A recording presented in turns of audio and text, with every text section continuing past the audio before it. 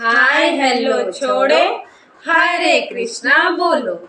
ये देवरानी और ये जेठानी। हमारी वीडियो आपको पसंद आए तो लाइक, सब्सक्राइब एंड शेयर। तो आज की रेसिपी है सुपर क्रिस्पी और बहुत ही टेस्टी। देखिए आप आवाज़ भी सुन सकते हैं कितना क्रिस्पी लग रहा है, और टेस्ट में तो क्या ही कहें, बहुत ही बेस्ट था। और साथ ही ये वायरल रेसिपी जो आजकल बहुत चल रही है, देखिए बहुत ही कुरकुरा था, बहुत अच्छा लग रहा था, बच्चे भी खुश हो जाएंगे और बहुत जल्दी भी बन जाता है। तो चलिए देख लेते हैं। सबसे पहले मैंने 1 कटोरी सूजी लिया हुआ है और साथ में 2 कटोरी पानी का इस्तेमाल करेंगे। कढ़ाई गरम कर लिया है, उसमें पहले 1 कटोरी पानी डाला, उसके बाद से 2 कटोरी से मैंने थोड़ा सा डाला था, लेकिन फिर बाद में और मैंने ऐड कर दिया था, मतलब पूरा 2 कटोरी पानी और 1 कटोरी सूजी। उसमें टेस्ट अनुसार हम डालेंगे थोड़ा सा नमक और थोड़ा सा चिली फ्लेक्स। उसके बाद हम इसमें डाल देंगे थोड़ा सा जीरा, स्वाद के लिए बहुत अच्छा फ्लेवर आएगा उसका, इसके लिए। और जब पानी खौलने लगे ना, तब साथ ही साथ इसमें हम सूजी को ऐड कर देंगे।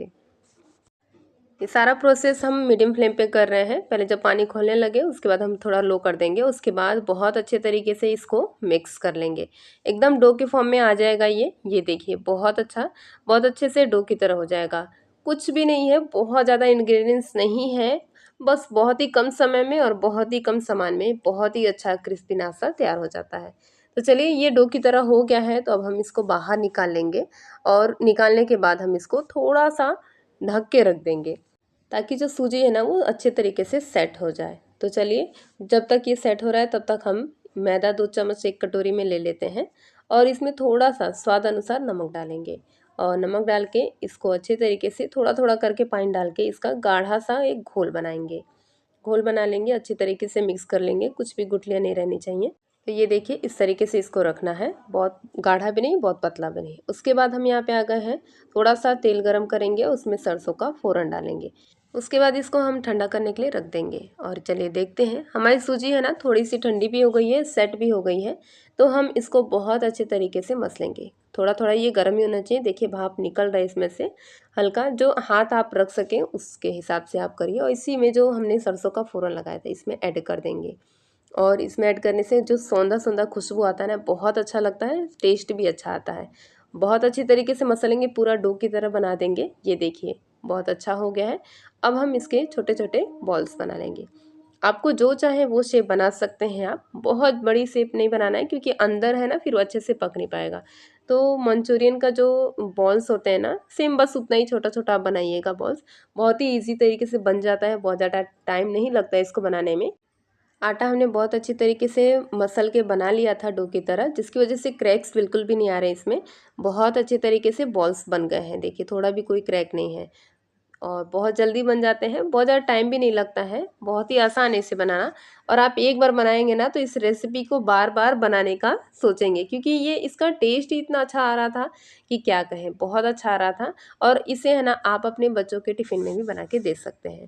तो ये बॉल को हमने जो मैदा का घोल बना के रखा था ना उसमें डिप करेंगे। उसके बाद हम यहाँ पे ब्रेड क्रम्स में इसको थोड़ा सा लगा लेंगे चारों तरफ।